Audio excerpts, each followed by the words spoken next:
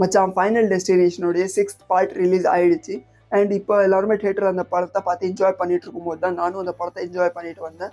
So என்னுடைய experience எப்படி இருந்துச்சுன்றது உங்ககிட்ட ஷேர் பண்ணுறேன். ஸோ வாங்க பார்க்கலாம். இந்த ஃப்ரென்ச்சைஸியை பொறுத்த வரைக்கும் ஒரு படத்துலையுமே ஆடியன்ஸோடைய எக்ஸ்பெக்டேஷன்ஸ் என்னவா இருக்குன்னா, இந்த படத்தில் இந்த அவர்களுக்கு புதுசாக பார்க்க கிடைக்கும் அப்படின்ற ஒரு எக்ஸ்பெக்டேஷன்ஸோடு தான் ஆடியன்ஸ் தியேட்டருக்குள்ளே போகிறாங்க. அண்ட் எல்லா படத்து மாதிரியும் ஆடியன்ஸ்க்கு இந்த படத்து மேலேயும் நிறைய எக்ஸ்பெக்டேஷன்ஸ் இருந்துச்சு, படத்தில் ஏதாவது புதுசாக பார்க்க கிடைக்கும் அப்படின்றது. பட் மேக்கர்ஸால் ஆடியன்ஸோடைய எக்ஸ்பெக்டேஷன்ஸை ஃபுல்ஃபில் பண்ண முடியலைன்னு தான் சொல்லணும். ஏன்னா இந்த படத்தை பார்க்கும்போது நம்மளுக்கு பழைய ஃபைனல் டெஸ்டினேஷன் படங்கள் சில இடத்துல ஞாபகம் வரும். ஏன்னா பழைய படத்தோடைய கேரக்டர்ஸாக இருக்கட்டும், அதோடைய ஸ்டோரி பில்டப்பாக இருக்கட்டும், அது எல்லாமே நம்மளோட ஈஸியாக எமோஷ்னலாக கனெக்ட் ஆகிடும். பட் இந்த படத்தில் அந்த மாதிரி எதுவுமே கனெக்ட் ஆகல. மேக்கர்ஸ் என்ன நினச்சிருக்காங்கன்னா, வெறும் நம்ம வந்து ஆடியன்ஸ்க்கு ப்ரூட்டாலிட்டியான சீன்ஸ் காட்டலாம், நம்ம பிளட்ஸ் காட்டலாம், அந்த மாதிரி ஒரு ஹாரர் எலிமெண்ட்ஸ் காட்டினாலே ஆடியன்ஸ்க்கு போதும் அப்படின்னு அவங்க வந்து நினச்சிருக்கலாம். பட் மேக்கர்ஸ் அதை தான் மெயினாக மறந்துட்டாங்க.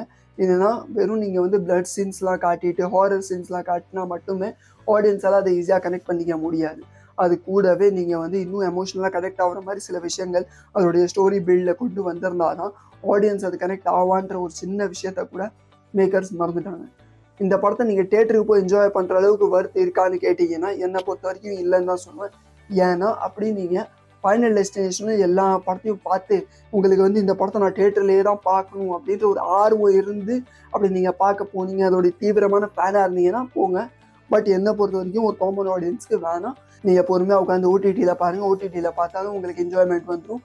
நீங்கள் அதுக்காக வேணும்னே காசு செலவு பண்ணிவிட்டு போய் பார்க்கணுன்ற அவசியம் கிடையாது. ஓகேவா?